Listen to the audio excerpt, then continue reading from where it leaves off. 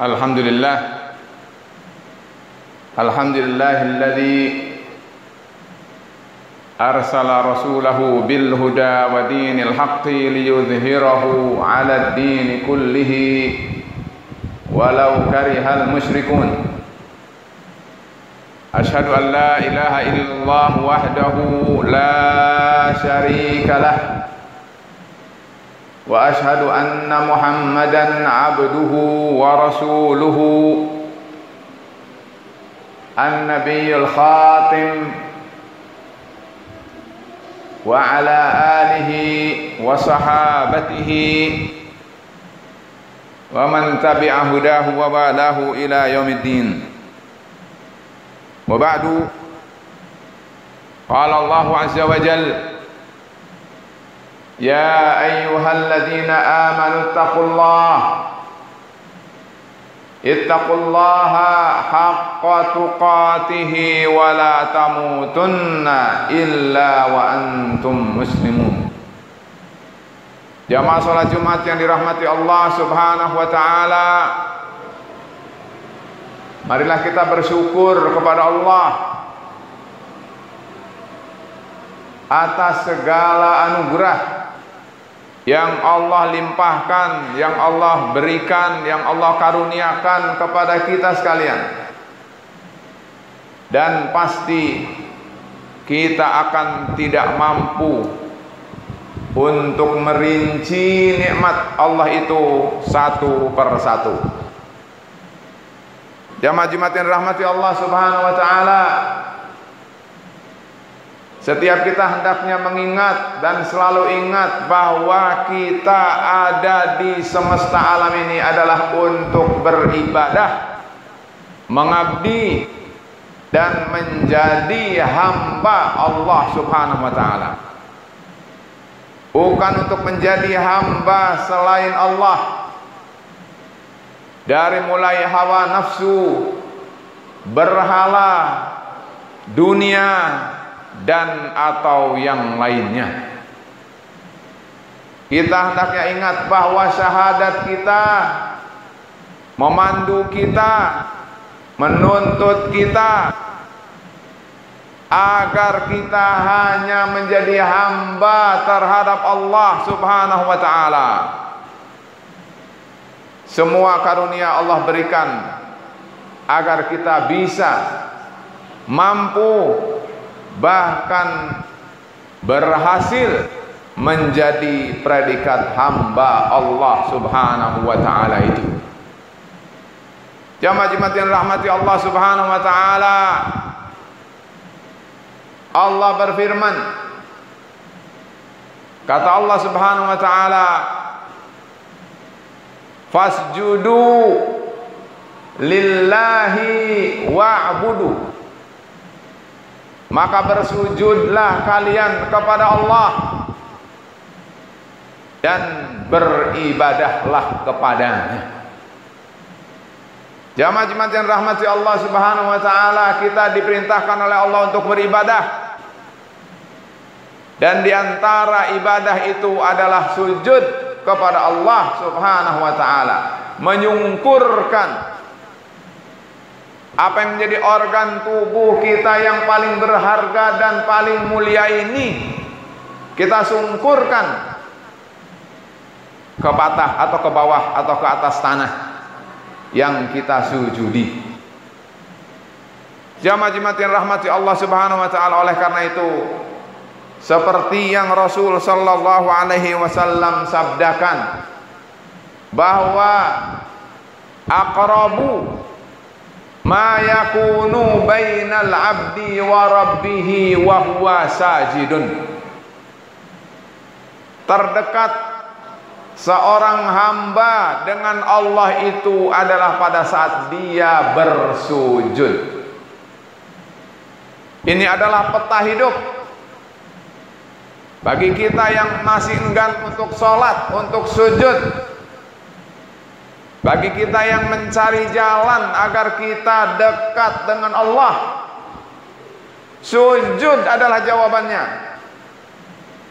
Kata Allah Subhanahu wa taala, fasjudu, maka sujudlah kalian kepada Allah Subhanahu wa ta'ala.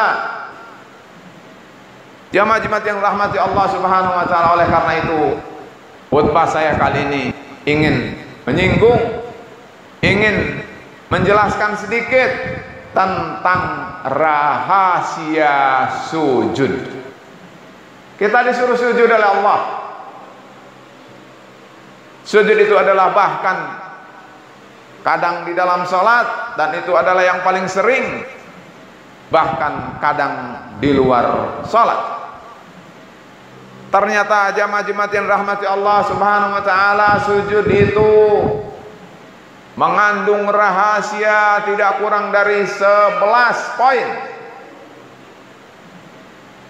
Saya tidak akan bisa menguraikan dalam khutbah yang ringkas ini, tetapi sebagai awal adalah bahwa Rasulullah sallallahu alaihi wasallam menghabarkan kepada kita, wahai umat manusia, wahai muslimun, wahai umat Muhammad sallallahu alaihi wasallam, besok apabila manusia sudah berada di hari akhir, lalu manusia ada yang dimasukkan ke dalam neraka, na'udzubillahi min dzalik, ternyata Allah perintahkan kepada para malaikat, wahai para malaikat, keluarkan manusia-manusia.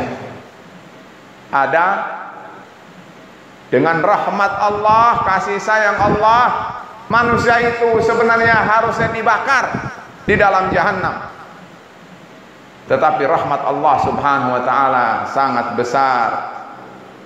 Lalu seperti yang diantaranya, karena hadisnya panjang, Rasul habarkan, keluarkan wahai para malaikat. Lalu kata para malaikat, yang mana?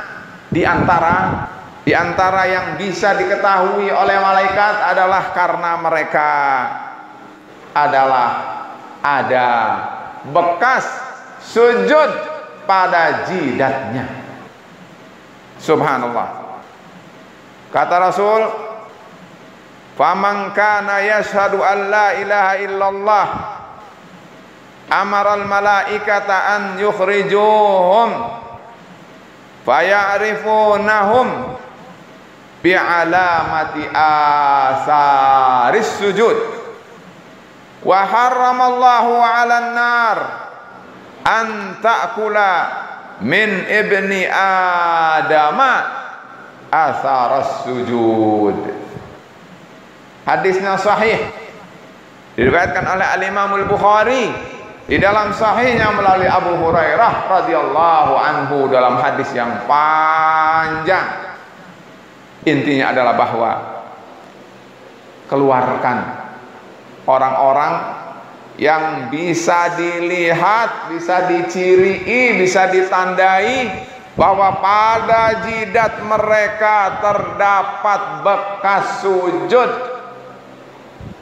Subhanallah. Jamaah-jamaah yang rahmati Allah Subhanahu wa ta'ala,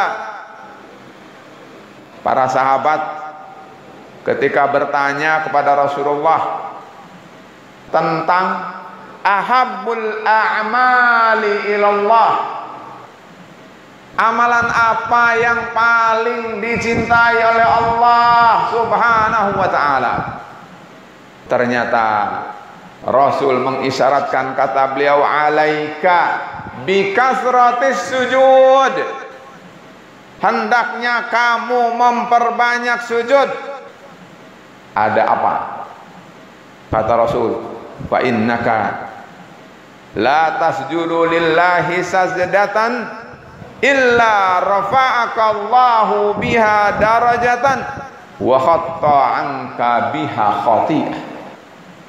Jika kamu sujud kepada Allah karena Allah satu kali sujud saja, maka Allah akan angkat derajatmu 1 derajat, dan Allah akan hapus kesalahanmu 1 kesalahan. Jamaah-jamaah yang rahmati Allah Subhanahu wa ta'ala, sahabat pernah meminta kepada Rasulullah sallallahu alaihi wasallam Kata sahabat ini bernama Rabi'ah bintu Ka'ab ibnu Ka'ab al-Aslami. Kata beliau, as'aluka murafaqataka fil jannah. Wahai Rasul, tolong doakan aku agar aku bisa bersamamu di dalam surga. Apa kata Rasul sallallahu alaihi wasallam? Kalau kamu ingin menjadi orang yang masuk ke dalam surga, bahkan bukan sekedar masuk, tetapi bersama Rasulullah, menemani Rasulullah, kata beliau, fa'inni ala nafsika bi kasratis sujud. Perbanyaklah sujud oleh kalian. Jemaat-jemaat yang rahmati Allah Subhanahu wa taala, sudah cukup kita mendengar bahwa sujud sedemikian rupa hebatnya bagi mereka yang mencari peluang untuk memperoleh ridha Allah dan surga Allah. Kata Rasul sallallahu alaihi wasallam, wa ammas sujud fajtahidu fid du'a. Kalau kalian berada dalam keadaan sujud, maka beristihadlah kalian, bersungguh-sungguhlah kalian untuk memanfaatkan dalam sujud itu, berdoa, memohon, meminta kepada Allah Subhanahu wa taala. Jamaah-jamaah yang rahmati Allah Subhanahu wa taala. Oleh karena itu, sebagai umat yang beriman, sebagai umat Muhammad sallallahu alaihi wasallam yang menyatakan bahwa Islam adalah benar, Al-Quran adalah benar, Al-Hadis adalah benar, maka marilah setiap kita mencamkan, mengambil pelajaran dan membiasakan isi dari apa kandungan yang disampaikan, yang dinasehatkan, yang dianjurkan, yang diajak oleh Rasulullah sallallahu alaihi wasallam, yaitu memperbanyak sujud. Hanya poin yang ingin saya sampaikan. Ternyata rahasia sujud itu yang pertama adalah dia merupakan amalan soleh yang paling dicintai oleh Allah. Sujud itu ternyata adalah merupakan bahwa anggota tubuh yang berbekas dengan sujud itu tidak akan disentuh oleh api neraka. Ternyata kalau kita memperbanyak sujud, kita berpeluang semakin tinggi derajat kita di sisi Allah. Kalau kita memperbanyak sujud, kita akan dihapus kesalahan-kesalahan kita. Jika kita memperbanyak sujud, kita akan bersama Rasulullah sallallahu alaihi wasallam di dalam surga. Jika kita memperbanyak sujud, doa kita akan berpeluang dikabul dan diijabah oleh Allah Subhanahu wa taala. Jika kita memperbanyak sujud, berarti kita semakin mendekat dan dekat dengan Allah Subhanahu wa taala. Jika kita banyak sujud, syaitan akan semakin menyingkir dari kita, bahkan menangis. Jika kita memperbanyak sujud, maka kita akan, tanda yang ada di jidat kita ini, di kening kita ini tidak akan hilang, dan akan menjadi tanda bahwa orang itu berhak mendapatkan syafaat, diselamatkan dari azab neraka yang kekal. Jika kita memperbanyak sujud, kita akan semakin sehat, karena ternyata sujud adalah penyebab kita sehat. Bahkan jika kita banyak sujud, sesungguhnya dalam sujud itu terdapat pelajaran besar terhadap akhlak, perilaku, moral daripada manusia. Jamaah-jamaah yang rahmati Allah Subhanahu wa taala, 11. Bagaimana tidak istimewa Sujud itu tidak kurang dari 11 poin seperti yang saya sampaikan tadi. Maka marilah kita berusaha untuk memperbanyak sujud. Tidak hanya 34 kali atau 17 rakaat dalam sehari semalam, tetapi lebih dari itu dan perbanyaklah. Mudah-mudahan Allah Subhanahu wa taala memberi kemudahan kepada kita untuk memperbanyak sujud. Barakallahu li wa lakum fil Qur'anil azim wa nafa'ani bima fihi minal ayati wa dzikril hakim wa taqabbala minni wa minkum tilawatahu wastaghfiruh innahu huwal ghafurur rahim. Alhamdulillah wassalatu wassalamu wal barakatu ala sayyidina wa habibina wa maulana Muhammadin sallallahu alaihi wasallam. Jamaah yang rahmati Allah Subhanahu wa taala, sujud itu mendidik kita. Sujud itu ternyata adalah bagian dari cara agar manusia berperilaku mulia. Kalau kita ingin menjadi manusia yang baik, kalau kita ingin menjadi muslim yang patuh dan taat kepada Allah, kalau kita ingin menjadi hamba yang saleh di hadapan Allah, maka maknailah sujud itu dengan sebaik mungkin. Minimal sujud mengajarkan kepada kita untuk selalu ingat bahwa setiap kita berasal dari tanah yang kita sujudkan itu. Yang kita tempelkan kening kita, jidat kita untuk kita bersujud kepada Allah itu adalah asal muasal kita. Jadi tahu dirilah. Sujud itu mengajarkan kita untuk tidak sombong, tetapi merendahlah, tawadhu'lah. Karena sesungguhnya ternyata setinggi-tinggi tubuh kita ini berasal dari benda yang kita injak setiap saat. Karena itu tidak patut untuk sombong dan menyombongkan diri. Sujud itu mengajarkan kita agar kita ingat bahwa hidup kita ini untuk menyatakan bahwa kita adalah hina di hadapan Allah Subhanahu wa taala. Kita tidak bermakna, kita tidak berarti, kita tidak ada harganya di hadapan Allah. Karena itu kita sungkurkan betapapun kepala ini adalah mahal dan berharga. Karena di hadapan Allah kita adalah hina. Karena itu menghinakan diri adalah ada di dalam sujud. Bersujud itu mengajarkan kita bahwa kita butuh kepada Allah selalu. Kita butuh selalu pada Allah. Tidak mungkin dalam sesaat pun kita terlepas dari memohon kepada Allah. Karena itu berdoalah, dan doa yang paling baik adalah pada saat kita sujud. Bersujud itu mengajarkan kita untuk berbersih diri. Kalau kita ingin sujud, ingat yang terbaik adalah beradaban keadaan berwudu. Kalau kita memohon pada Allah Subhanahu wa taala, hendaknya kita berbersih diri dari dosa. Karena itu sujud sesungguhnya mengajarkan kita untuk berbenah diri, memperbanyak tobat, dan menghapus berbagai kebiasaan buruk dari dalam hidup kita.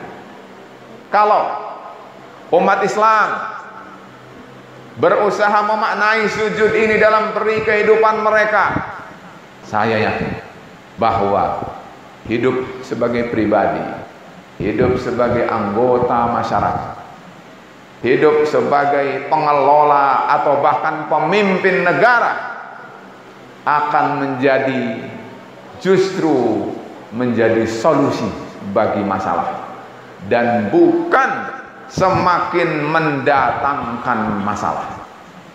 Orang yang selalu mengeluarkan fatwa, kebijakan dan keputusan yang menimbulkan masalah itu adalah karena mereka tidak mengerti tentang sujud, atau bahkan jangan-jangan dia tidak sujud kepada Allah. Jamaah yang dirahmati Allah Subhanahu wa taala, marilah kita mendekat selalu kepada Allah dan berdoa. Allahumma salli wa sallim wa barik ala nabiyyina Muhammadin wa ala alihi wa sahbihi ajma'in. Allahumma ighfir lil muslimina wal muslimat wal mu'minina wal mu'minat al ahya'i minhum wal amwat innaka sami'un qaribun mujibud da'awat ya qadiyal hajat. Allahumma inna nas'alukal huda wat tuqa wal afafa wal ghina. Allahumma inna nas'aluka minal khairi kullihi ajilihi wa ajilihi ma 'alimna minhu wa ma lam na'lam wa na'udzubika minasy syarri kullihi ajilihi wa ajilihi ma 'alimna minhu wa ma lam na'lam. Allahumma aslih ahwalal muslimin. Allahumma ansuril Islam wal muslimin. Allahumma man arada bil islami wal muslimina su'an wa syarran fa ashghilhu fi nafsi waj'al kaidahu fi nahri waj'al tadbirahu tadmirahu ya azizu ya jabbar. Allahumma inna na'udzubika minal bala'i wal waba'i wal mihani wal fitani wal amradi ma dhahara minha wa ma batan. Allahumma inna na'udzubika minal barasi wal jununi wal juzami wa min sayyi'il asqam. Rabbana atina fid dunya hasanah wa fil akhirati hasanah wa qina adzabannar. Ibadallah, innallaha ya'muru bil adli wal ihsan wa ita'i dzil qurba wa yanha 'anil fahsya'i wal munkari wal baghi. Ya'idzukum la'allakum tadhakkarun wa la dzikrullahi akbar wallahu ya'lamu ma tasna'un.